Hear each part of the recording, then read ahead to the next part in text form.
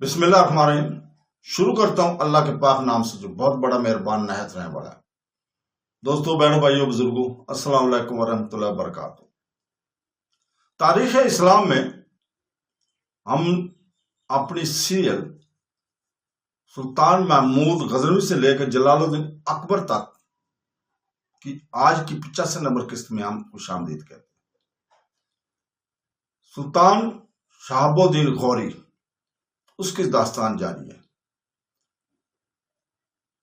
पिछली किस्त हमारी तरैन की दूसरी जंग थी।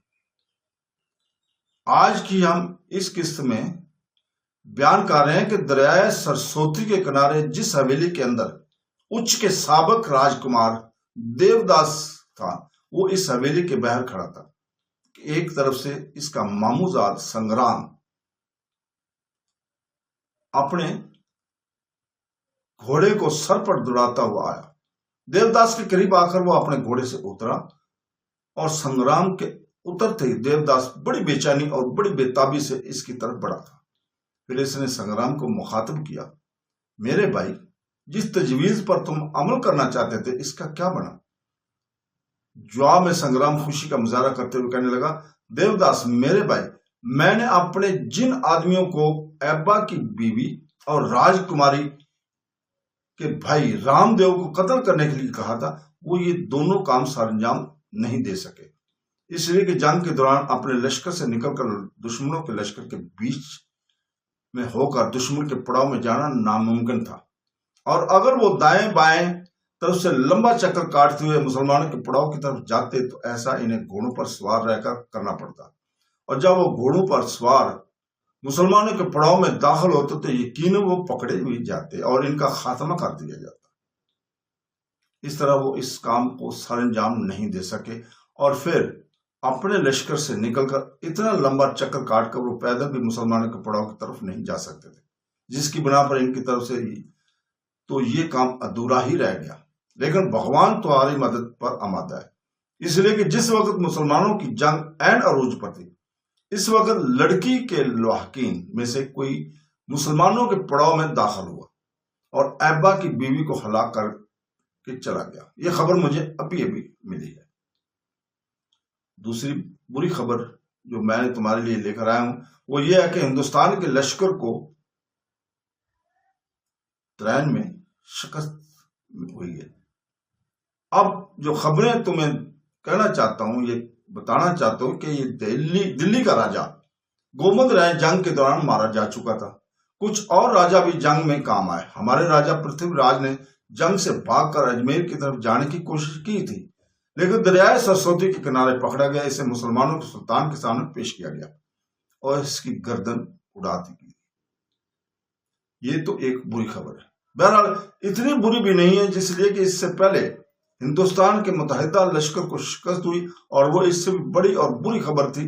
ताहम तुम्हारे हक में एक दूसरा काम भी अच्छा हो गया भाई मेरे, जैसा कि मैंने और तुमने तजवीज किया था कि राजकुमारी कमार देवी के भाई रामदेव को कत्ल कर देंगे और कमार देवी से ये कहेंगे कि रामदेव ने ऐबा की बीवी को हलाक किया था, और जवाब में ऐबा ने रामदेव को कत्ल कर दिया। अब ना मेरे आदमी ऐबा की बीवी को हलाक कर सके और ना रामदेव पर हमला आवर होकर इसके खात्मा कर सके, इसलिए कि जंग के दौरान रामदेव हिंदुस्तान के दूसरे राजाओं के बीच अपने बाप के साथ था, और वहां इस पर हमला आवर होकर इसका खात्मा करना मुश्किल ही नहीं बल्कि नामुमकिन था। यहां भी लगता है कि तुम्हारा काम भगवान ही की तरफ से हो गया है। जंग के दौरान रामदेव बुरी तरह जख्मी हुआ है। शिकस्त उठाने के बाद इसका बाप इसे और अपने बच्चे खच्चे लश्करों के साथ नहरवाला की तरफ भाग गया है। मेरा ख्याल है कि नहरवाला जाकर रामदेव बचेगा नहीं, मौत की गहरी नींद सो जाएगा। यहां तक कहने के बाद संग्राम जब खामोश हुआ तो उलझन भरी आवाज में देवदास से मुखातिब करते हुए कह रहा था, संग्राम मेरे भाई, मुझे तुम्हारे इस मंसूबे की कुछ समझ नहीं है। ये एक बेबुनियाद सा मंसूबा है जिसकी वजह से मेरा काम होता दिखाई नहीं देता। चलो, तुम्हारे कहने पर जाकर हम राजकुमारी कमार देवी से कह देते हैं ऐबा ने एक लड़की से शादी कर ली थी, और इस जंग के दौरान इसके भाई रामदेव ने ऐबा की बीवी को कत्ल कर दिया, اور جوابی کارروائی کرتے ہوئے ایبا نے رام دیو کو موت کے گھاٹ اتار دیا. تم بھی یہ داستان کمار دیوی کو سنانے کے بعد ہمارے لیے بہتری اور فائدہ کا کون سا پہلو نکلے گا؟ جواب میں سنگرام مسکرا دیا.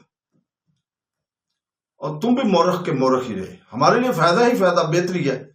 یہاں تک کہنے کے بعد سنگرام رکا، کچھ سوچا، پھر دیوداس کو مخاطب کرتے ہوئے کہہ رہا تھا، دیوداس، ایبا کی بیوی کو تو چلو کسی نے قتل کر دیا، میرے خیال میں کسی دشمنی کے بنا پر ماری گئی ہوگی، تو ہمارا کام کچھ ہو گیا، ورنہ ایبا پر حملہ آور ہو کر کمار دیوی کی خواہش کے مطابق اسے قتل کرنا میرے بھائی اندھے کنویں میں چھلانگ لگانے کے مترادف ہے، اور مسلمانوں کے لشکر کے ایک حصے کا سلار ایبا ہے.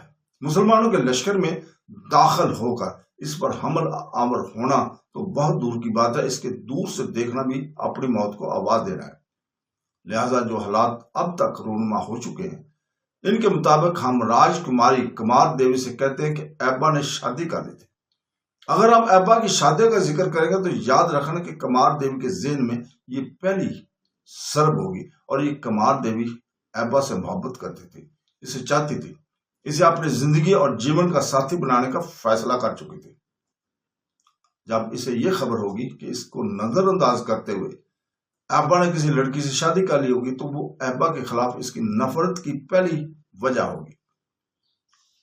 اس کے بعد جب کمار دیوی کو ہم داستان کا دوسرا پہلو سنائیں گے اور یہ کہیں گے کہ جب اس کے بھائی رام دیو کو خبر ہوئی کہ ایبا نے اس کی بہن کمار دیوی سے شادی کرنے کی بجائے کسی اور لڑکی کو ہم سفر بنا لیا ہے، تو رام دیو ایبا کی بیوی پر حملہ آور ہوا، خود اس پر حملہ آور ہوا، یا اپنے ساتھیوں کے ذریعے کسی نہ کسی طرح اس نے ایبا کی بیوی کو قتل کروا دیا. اور ایبا کو جب خبر ہوئی کہ رام دیو نے اس کی بیوی کو موت کے گھاٹ اتار دیا، تو ایبا بڑے رازدارانہ انداز میں کسی نہ کسی طرح رام دیو پر وار ہوا اور اسے قتل کر کے رکھ دیا. کمار دیوی کے دل میں ایبا کے خلاف نفرت پیدا کرنے کی یہ دوسری وجہ ہو جائے گی.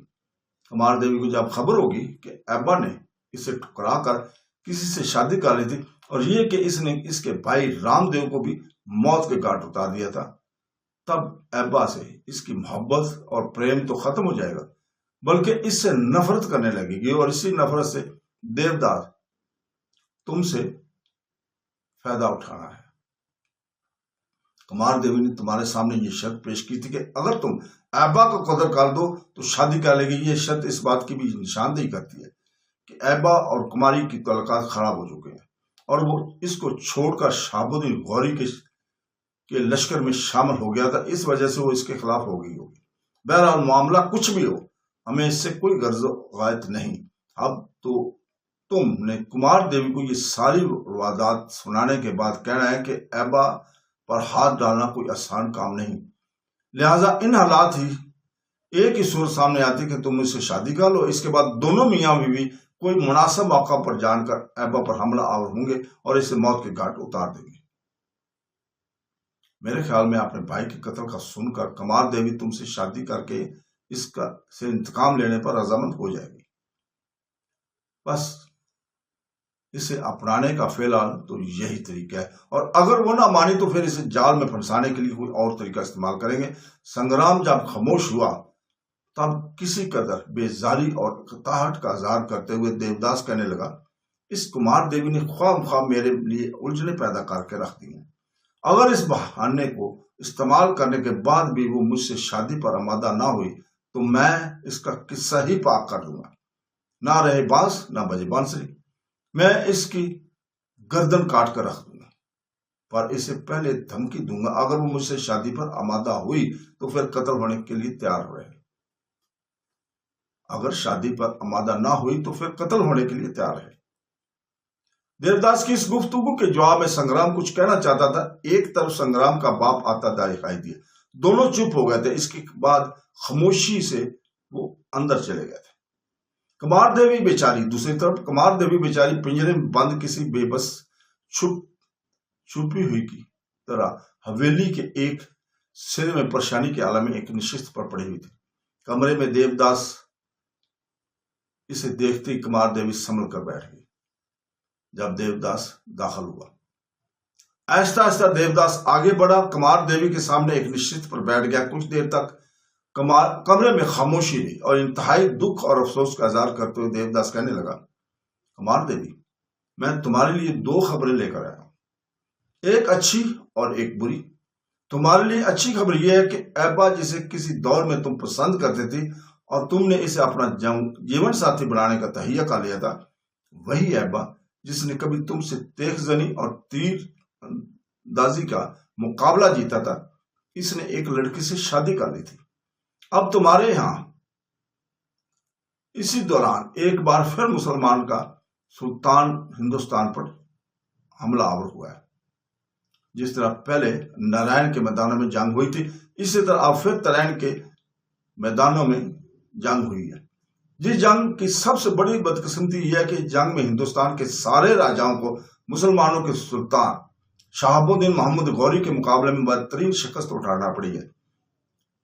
اس کے سلسلے میں تمہارے لیے جو اچھی خبر یہ لے کر آیا ہوں وہ یہ ہے کہ تمہارے باپ اور تمہارے بھائی رام دیو نے بھی اس جنگ میں حصہ لیا تھا۔ رام دیو کو شاید خبر ہو گئی تھی کہ ایبا جس سے تم شادی کرنا چاہتے تھے، اس نے کسی اور لڑکے سے شادی کر لی ہے۔ اسے شاید اس فعل کا بڑا صدمہ ہوا، لہذا اس نے اپنے کچھ آدمی مقرر کیے جنہوں نے مسلمانوں کے پڑاؤ میں داخل ہو کر ایبا کی بیوی کو قتل کر دیا۔ یہاں تک کہنے کے بعد دیوداس رکا، پھر اپنی بات کو آگے بڑھاتے ہوئے وہ کہہ رہا تھا، کمار دیوی، یہ تو تمہارے لیے ایک خیبر ہے، میں سمجھتا ہوں یہ تمہارے لیے اچھی خبر ہے۔ اب دوسری خبر جو میں کہنے لگا ہوں وہ تمہارے لیے بری خبر ہے۔ اب بری خبر کچھ یوں ہے کہ ایبا کو پتہ چل گیا تھا کہ اس کی بیوی کو قتل کرنے والا تمہارا بھائی رام دیو ہے، لہذا جنگ کے بعد جس وقت ہمارے لشکر شکست اٹھا کر بھاگ گئے اور مسلمانوں نے ہمارے لشکر کا تعاقب کیا، تو اس تعاقب کے دوران ایبا نے تمہارے بھائی رام دیو کو اپنا نشانہ بنایا اور رام دیو کو اس نے قتل کر دیا۔ یہاں تک کہنے کے بعد دیوداس پھر رکا، وہ سوچا اس کے بعد پہلے کی نسبت زیادہ نرمی میں وہ کمار دیوی کو مخاطب کرتے ہوئے کہہ رہا تھا، کمار دیوی، تم نے میرے سامنے یہ شرط پیش کی تھی کہ اگر میں ایبا کو قتل کر ڈالوں تو تم مجھ سے شادی کر لو گی۔ اب میں تم سے انکشاف کروں کہ ایبا کو قتل کرنا کوئی آسان کام نہیں ہے، اس لیے کہ وہ سلطان شہاب الدین غوری کے لشکر کے بہترین سلاروں میں سے ایک ہے، اور مسلمانوں کے لشکر میں داخل ہو کر مسلمانوں کے کسی سلار پر ہاتھ اٹھانا بہت دور کی بات ہے۔ اسے میلی نظر سے دیکھنا اپنے آپ کو موت کے منہ میں ڈالنے کے مترادف ہے۔ کمار دیوی، ان حالات میں نے یہ فیصلہ کیا کہ فی الوقت میں اور تم شادی کر لیتے اور اس کے بعد ہم دونوں میاں بیوی کی حیثیت سے ابا کی ناک میں رہیں گے، اور جب بھی مناسب موقع ملا دونوں مل کر ایبا کی موت کو گھاٹ اتار دیں گے۔ اس طرح تمہاری شرط شادی کی بھی پوری ہو سکتی ہے۔ کمار دیوی، اب میری اس پیشکش کو ٹھکرانے کی کوشش نہ کرنا، اس لیے کہ میں اب اپنی خواہش کی تکمیل کا انتظار کرتے کرتے تھکتا جا رہا ہوں۔ دیوداس جب چپ ہوا تب بڑی فکر مندی کے اظہار کرتے ہوئے کمار دیوی کہنے لگی، پہلے میرے چند سوالوں کو جواب دو، اس کے بعد جو کچھ تم نے کہا ہے اس کا جواب میں دوں گی۔ میرا پہلا سوال یہ کہ یہ بتاؤ کہ ترین کے میدانوں میں کتنے راجا سلطان شہاب الدین سے ٹکرائے؟ بے حد دکھ اور تعصب کے ساتھ اظہار کرتے ہوئے دیوداس کہنے لگا، لگ بھگ 150 ہندوستان کے راجاؤں نے شہاب الدین غوری پر حملہ کیا، لیکن ہندوستان کے راجاؤں کی بدقسمتی کے سلطان نے ہندوستان کے سارے راجاؤں کو مات دی۔ حالانکہ مسلمانوں کے لشکر کی تعداد 1 لاکھ سے کچھ اوپر تھی، جبکہ ہندوستان لشکر کی تعداد 3 لاکھ سے بھی اوپر تھی، بتایا جاتا ہے 10 لاکھ۔ پھر مزید یہ کہ 3000 تربیت یافتہ ہاتھی بھی شامل تھے، اس کے باوجود بھی ہمارے لشکر کو بدترین شکست کا سامنا کرنا پڑا۔ دیوداس کے خاموش ہونے پر کمار دیوی نے دوسرا سوال داغا، یہ کہو کہ میرا بھائی تو جنگ میں کام آ گیا، میرا باپ کا کیا بڑا؟ دیوداس نے غور سے کمار دیوی کی طرف دیکھا اور کہنے لگا، تمہارا بھائی تو جنگ میں کام آ گیا، تمہارا باپ اپنے بچے کھچے لشکر کو لے کر اپنی منزل کی طرف جا چکا ہے۔ کمار دیوی، اب تیسرا سوال، اجمیر کے راجہ پرتھوی راج اور اس کی جیسی حیثیت کے بڑے بڑے راجاؤں کا کیا بڑا؟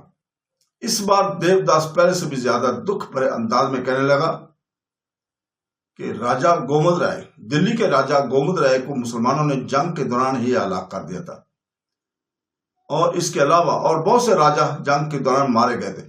پھر جب ہندوستان کے لشکر کو شکست ہوئی تو اجمیر کا راجا پرتھوی راج بھاگ کھڑا ہوا، لیکن اس کو دریائے سرسوتی کے کنارے تعاقب کرنے والے مسلمانوں نے اسے جا پکڑا اور ہندوستانوں کے سلطان کے سامنے پیش کر دیا گیا، مسلمانوں کے سلطان کے سامنے پیش کر دیا گیا، اور سلطان نے اس کی گردن مار دینے کا حکم دے دیا۔ اب پرتھوی راج اس دنیا میں نہیں ہے۔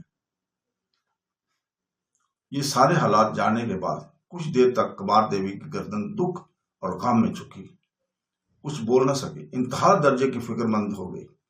اس کے بعد وہ کچھ سنبھلی اور سیدھی ہو گئی اور بیٹھی، اپنے سامنے بیٹھے دیوداس کی طرف دیکھ کر پھر کہنے لگی، دیوداس، جو حالات تم نے سنائے ہیں وہ سامنے رکھتے ہوئے میں خود اکیلی ایبا کو ماروں گی۔ کمار دیوی کے ان الفاظ پر دیوداس چونکا، اپنے الفاظ پر زور دیتے ہوئے کہنے لگا، کمار دیوی، یہ تم کیا کہہ رہی ہو؟ تمہارا دماغ تو ٹھیک ہے؟ تم کیسے اور کس طرح اکیلی ایبا پر ہاتھ ڈال سکتے ہو؟ کیا تم مسلمانوں کے لشکر میں داخل ہوگی؟ وہاں اگر تم ایبا پر حملہ آور ہوگی تو کیا سمجھتے ہو کہ تم بچ کر وہاں سے نکل سکو گی؟ تو میں سمجھتا ہوں تمہیں ایبا پر حملہ آور ہونے کا موقع ہی نہیں ملے گا، تمہیں پہلے ہی گرفتار کر کے ایبا کے سامنے پیش کیا جائے گا، جو تمہاری گردن کاٹ کر رکھ دے گا۔ دیوداس جب خاموش ہوا تو کمار دیوی کے چہرے پر تلخ سی مسکراہٹ نمودار ہوئی، کہنے لگی، میں ایبا کو کسی طریقے سے قتل کروں گی، اگر تم اسے نہیں مار سکے تو میں تو اسے چھوڑوں گی نہیں، اس لیے کہ اب وہ میرے بھائی کا قاتل بھی ہے اور میں مسلمانوں کے لشکر میں داخل ہو کر اس پر حملہ آور نہیں ہوں گی۔ سنو دیوداس، میں ایبا سے شادی کر لوں گی۔ دیوداس چونکنے کے انداز میں اپنی جگہ سے اچھل پڑا اور کہنے لگا، یہ تم کیا کہہ رہی ہو؟ کبھی کہتی ہو تم اسے قتل کرو گی، کبھی کہتی ہو تم اس سے شادی کر لو گی، مجھے تمہاری باتوں کی کوئی سمجھ نہیں آتی۔ تنزیہ سے انداز میں کمار دیوی مسکرائی اور کہنے لگی، میری باتیں صاف اور سیدھی ہیں، تمہیں سمجھ آ جانی چاہیے۔ دیکھو، مسلمانوں کے لشکر میں داخل ہونے کے بعد ایبا پر واقعی حملہ آور نہیں ہو سکتی۔ میں یہاں تک کہتے کہتے کمار دیوی رک گئی، پھر دوبارہ اس نے دیوداس کو مخاطب کیا، جو کچھ میں کہنا چاہتی ہوں اس سے پہلے یہ بتاؤ کہ مسلمانوں کا لشکر اس وقت کہاں ہے؟ دیوداس نے کچھ سوچا، پھر کہنے لگا، ہمارے لشکر کو شکست دینے کے بعد مسلمانوں کا لشکر ابھی تک ترین کے میدانوں میں ہی پڑاؤ کیے ہوئے، ہمارے پڑاؤ میں بہت سامان تھا جو ان کے ہاتھ لگ گیا ہے، ابھی تک میرے خیال میں وہ سامان کو ہی سمیٹ رہے ہوں گے۔ دیوداس جب خاموش ہوا تب کمار دیوی کہنے لگی، اگر مسلمانوں کے لشکر میں ابھی تک ترین کے میدانوں میں ہی پڑاؤ کیے ہوئے تب میرا کام آسان ہو گیا۔ دیوداس، میں چاہتی ہوں کہ تم مجھے رہا کر دو، اس حویلی سے نکال دو۔ مسلمانوں کے لشکر میں داخل ہوں گی، ایبا سے ملنے کی خواہش کا اظہار کروں گی، ایبا سے شادی کر لوں گی، اور شادی کے بعد جب وہ پہلی رات میرے پاس آئے گا تو میں اسی وقت اس کا کام تمام کر کے مسلمانوں کے لشکر سے بھاگ کھڑی ہوں گی۔ کمار دیوی جب خاموش ہوئی تب اس کی طرف ناپسندگی سے گھورتے ہوئے دیوداس کہنے لگا، نہیں، ایسا نہیں ہو سکتا، ایسا نہیں ہو سکتا، اور نہ ہی ایسا ممکن ہے۔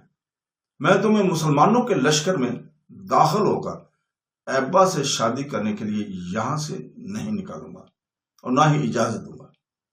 اب تمہارے سامنے ایک ہی راستہ ہے کہ مجھ سے شادی کرو، اس کے بعد میں اور تم دونوں مل کر ایبا کو اس کے انجام تک ضرور پہنچائیں گے۔